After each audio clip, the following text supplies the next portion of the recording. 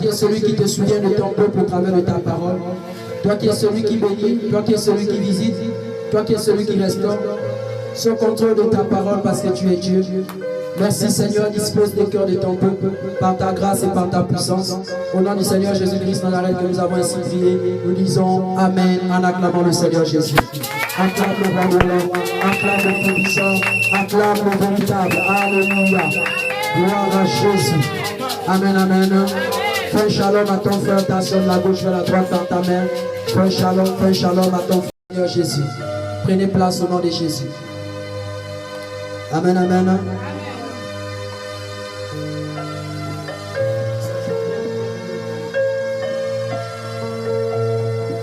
Alors ce matin, bien aimé dans le Seigneur, nous poursuivons notre exhortation. C'est bon. Ce matin, nous poursuivons notre exhortation. Alléluia. Par la grâce du Seigneur Jésus-Christ. Donc nous sommes en train d'exhorter sur la prophétie que nous avons reçue ici par la grâce de Dieu. Alors nous avons commencé à parler sur les hommes politiques. Où le Seigneur disait qu'en réalité, si les nations dont eux ils sont en réalité les autorités, vivent ou traversent ce qu'ils traversent, ce sont eux-mêmes qui sont à l'auteur de ces choses. Alléluia. Et nous avons exhorté selon Romains 13, 1, Acte 17, 30 à 34 par la grâce de Dieu, mercredi. Et deuxièmement, nous avons parlé sur les hommes de Dieu. Par la grâce du Seigneur Jésus. Nous avons pris Ephésiens 4, 8, 16. 1 Timothée 6, 5 à 11. Alléluia. Et ce matin, nous allons poursuivre l'exhortation sur toujours les serviteurs de Dieu par la grâce du Seigneur. Et nous allons poursuivre l'exhortation selon la prophétie que le Seigneur a donnée. Acclamons le Seigneur Jésus.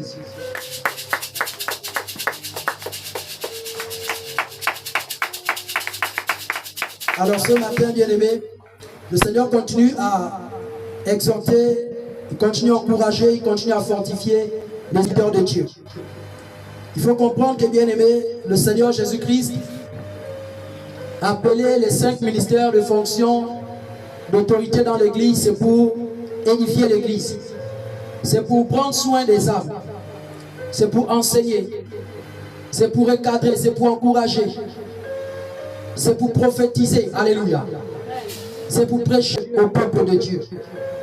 Voici pourquoi le Seigneur Jésus-Christ a laissé les 5 ministères de la parole au milieu de l'église pour pouvoir emmener l'église à marcher, à vivre, à se conduire conformément à la volonté de Dieu. Car la volonté de Dieu, c'est sa parole. Voici pourquoi nous avons les prophètes, les pasteurs, les apôtres, les évangélistes et les docteurs. Ce sont les 5 ministères de la parole que le Seigneur Jésus-Christ a laissé à l'église. Ces 5 fonctions d'autorité qui doivent diriger, qui doivent enseigner l'église du Seigneur Jésus. Alors nous avons lu dans Ephésiens 4, 8 à 16 que nous allons lire par la grâce de Dieu. C'est pourquoi il est dit, tenez-vous debout par la grâce du Seigneur. Étant monté en haut, il a emmené les captifs et il a fait des dons aux hommes. Or, il est monté, sinon qu'il est aussi descendu dans les régions inférieures de la terre. Celui qui est descendu, c'est le même qui est monté au-dessus de tous les cieux, afin de remplir toutes choses. Et il a donné les uns comme apôtres, les autres comme prophètes, les autres évangélistes, les autres comme pasteurs et docteurs, pour le perfectionnement des saints, en vue de l'œuvre du ministère et l'édification du corps de Christ. Que nous soyons tous parvenus à l'unité de la foi et de la connaissance du Fils de Dieu, à l'état d'homme fait, à la mesure de la stature parfaite de Christ, afin que nous ne soyons plus des enfants emportés. Nous ne soyons plus des enfants flottants, désolé, afin que nous ne soyons plus des enfants flottants et emportés à tout vent des doctrines, par la tromperie des hommes, par leur ruse, dans les moyens de séduction. Mais que professant la vérité dans la charité, nous croissions à tous égards en lui qui est le chef Christ. C'est de lui et grâce et tous les liens de son assistance que tout le corps bien coordonné et formant l'assemblage tire son accroissement selon la force qui convient à chacun de ses parties, s'édifiant lui-même dans la charité. Quelqu'un dit Amen. Alors, bien-aimés dans le Seigneur, prenez place. Donc nous sommes en train de comprendre que les 5 ministères de la parole sont les 5 fonctions que le Seigneur a laissées. Donc le Seigneur veut encourager un homme de Dieu, le Seigneur veut encourager un serviteur de Dieu, un enfant de Dieu, par la grâce du Seigneur Jésus. Car le Seigneur disait qu'il n'aimerait pas que ses serviteurs puissent abandonner sa parole. Alors le Seigneur Jésus ne cesse, bien-aimé, de t'exhorter, toi serviteur de Dieu, à rester connecté à sa parole. Parce que c'est cette parole qui t'a laissé pour pouvoir donner à l'église. C'est cette parole de vérité qui t'a laissé pouvoir enseigner l'église. C'est cette parole qui t'a laissé pour pouvoir préparer l'église à la rencontre de son sauveur, à la rencontre de son époux. Cette parole-là. Homme de Dieu, il faut dire la vérité à l'église. La vérité fait mal, mais c'est la vérité qui sauve.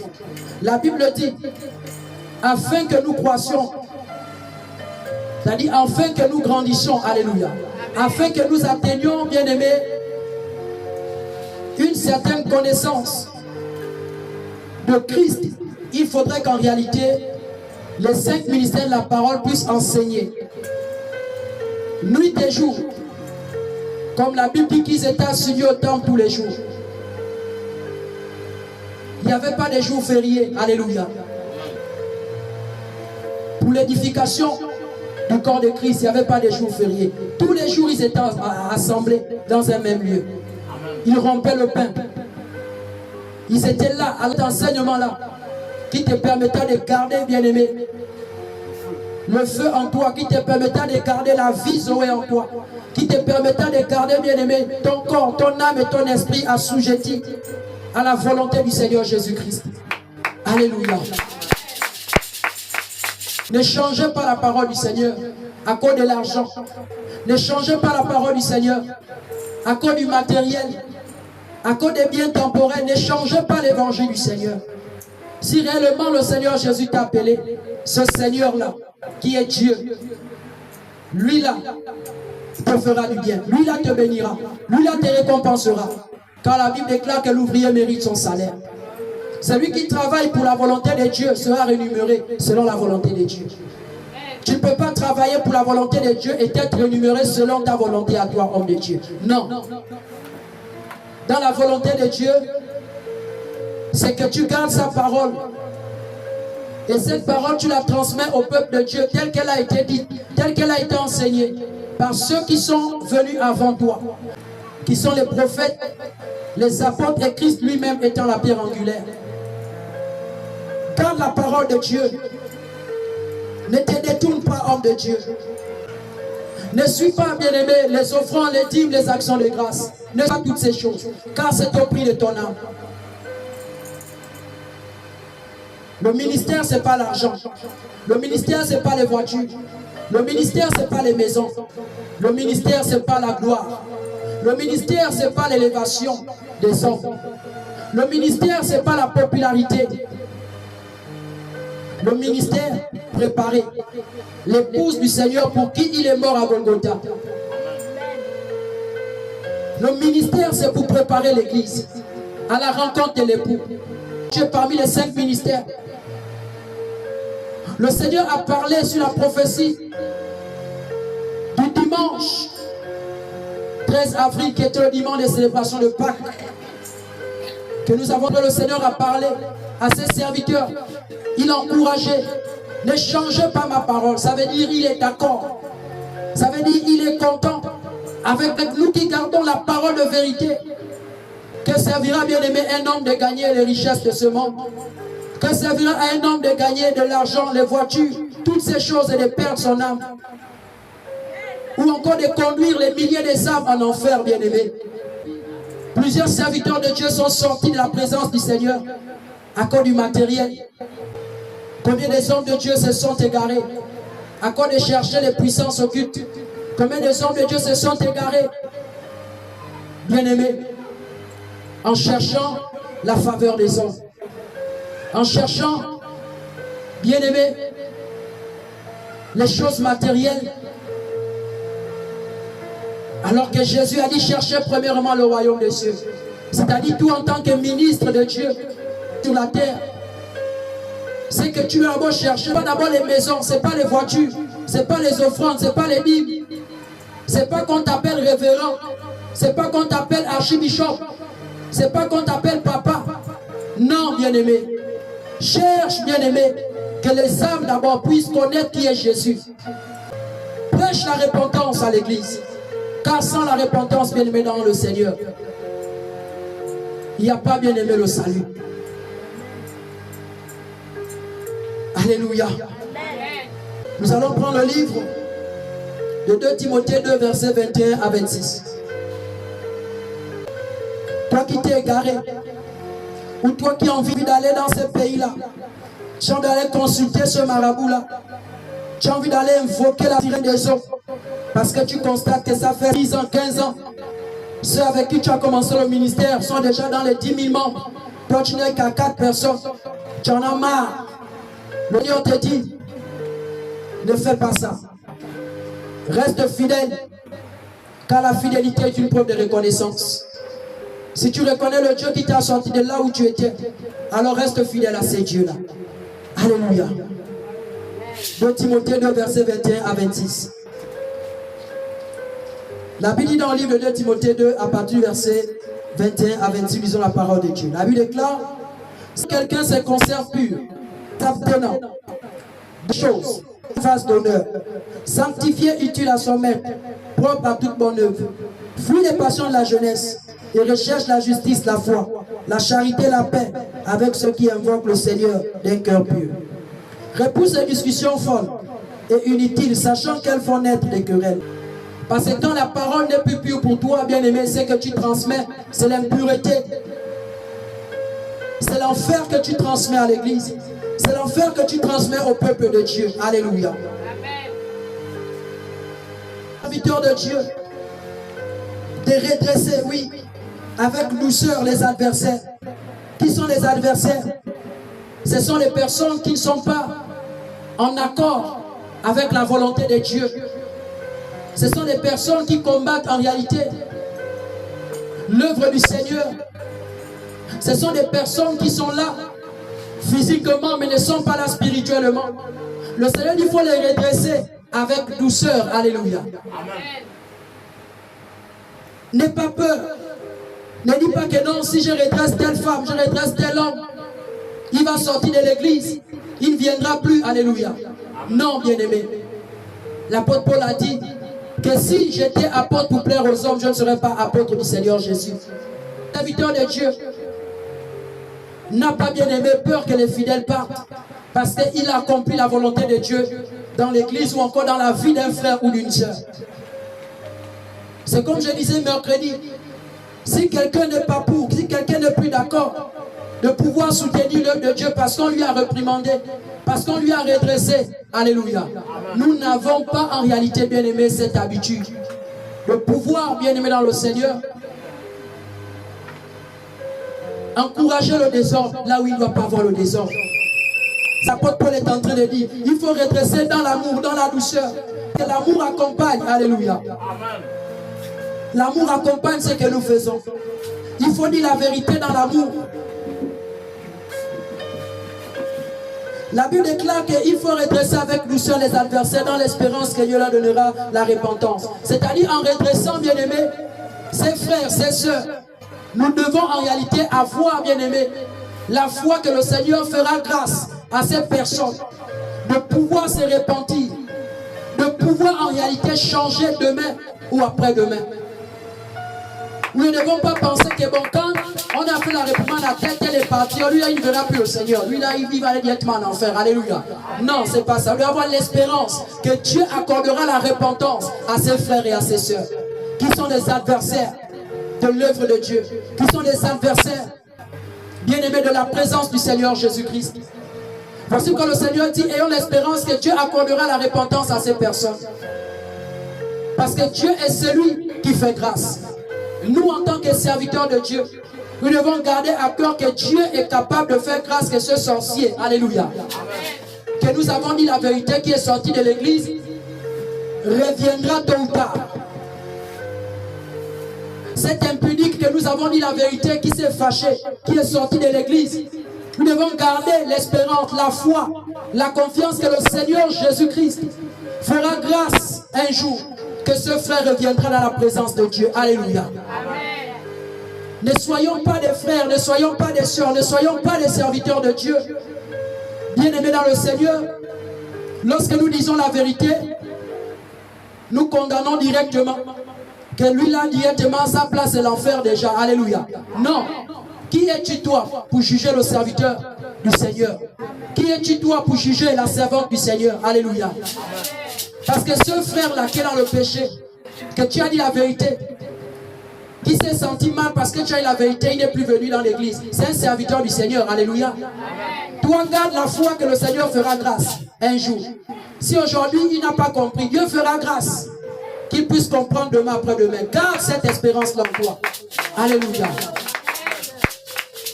Voici pourquoi tu peux croiser la même personne qui est sortie de la présence de Dieu. Salue la personne. Dis bonjour à la personne. Parle avec amour. Parle avec paix. Alléluia. Sachant que toi tu as compris la vérité qui était de lui dire la vérité. Alléluia. Afin que le Seigneur ne te redemande pas son sang. C'est ça un serviteur de Dieu. Le Seigneur avance en disant: leur donnera la repentance pour arriver à la connaissance de la vérité. Parfois, ce qui amène les gens à se rebeller de la volonté de Dieu, ce qui amène parfois les gens à sortir. Bien-aimés, là où la vérité est prêchée, c'est parce qu'en réalité, bien-aimés, ils n'ont pas la connaissance de ces choses. Ils sont dans l'obscurité. Ils sont dans l'ignorance. C'est-à-dire pour eux, c'est leur volonté qui est la volonté de Dieu. C'est leur volonté qui est parfaite. Alors que la volonté de Dieu est celle qu'il faut pour que leurs âmes soient sauvées. Pour qu'ils soient dégagés de la puissance de l'obscurité. Alléluia. C'est ce qui amène souvent, bien-aimés, nos frères et sœurs de sortir de la volonté de Dieu. Mais pour cela, nous devons continuer à garder la foi. Que le Seigneur Jésus-Christ fera grâce. Qu'ils arrivent à la connaissance de la vérité. Parce que la vérité, c'est qui? C'est Jésus. Jésus, c'est la vérité. Jésus, c'est sa parole. C'est la sainte doctrine, bien-aimée, qui est la vérité de la parole. Aujourd'hui, la personne peut bouder. Aujourd'hui, la personne peut refuser. Bien-aimé, continue à prier en tant que serviteur de Dieu. Continue à intercéder pour le cœur de ces personnes.